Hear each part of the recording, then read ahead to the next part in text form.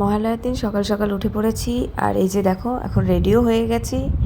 অনেক বছর পর মনে হচ্ছে এই সকাল সকাল নয়, ভোর দেখছি।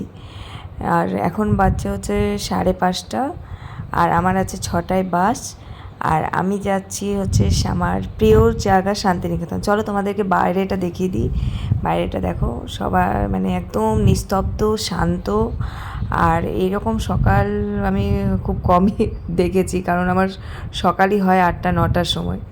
তো আজকের দিনটা বেশ ভালোই লাগছে। তারপর যাচ্ছি আমার প্রিয় জায়গায়, তো মনটা আরও বেশি খুশি খুশি। আর বাসে চেপে পড়েছি, আর কিছু ঘন্টার মধ্যে পৌঁছেও যাব। আর আমার খুবই ভালো লাগছে, খুবই আনন্দ হচ্ছে ভেতর থেকে, কারণ অনেক বছর পর আমি যাচ্ছি, মোটামুটি 5 বছর পর যাচ্ছি। আর পুরনো বন্ধুদের সাথে দেখা করতে কার না ভালো লাগে, সবারই ভালো লাগে। আর আমি শান্তিনিকেতনে 5 বছর কাটিয়েছি। ওখান থেকে আমি গ্র্যাজুয়েশন করেছি, মাস্টার্স করেছি। তো ওখানে আমার প্রচুর প্রচুর স্মৃতি জড়িয়ে আছে। আর আমার জানি না কেন আমার শান্তিনিকেতন জায়গাটা খুবই ভালো লাগে। এই যে নেমো গেছে, আর আমার এই বান্ধবীরা আমাকে আমাকে রিসিভ করতে এসেছিলো। এরা সবাই বাইরেই থাকে। আজ আমরা সবাই অনেক বছর পর মিট করছি, তো সবাই খুবই হ্যাপি।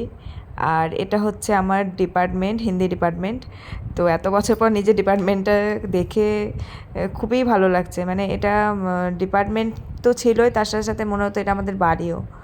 আর ডিপার্টমেন্ট থেকে বেরিয়ে একটু চলে এলাম ব্রেকফাস্ট করতে, যেহেতু অনেক সকাল সকাল বেরিয়েছি, কিছু খাওয়া হয়নি। ব্রেকফাস্ট কমপ্লিট করে চলে এলাম আমি সবারই প্রিয় জায়গা সোনাঝুরি হাট।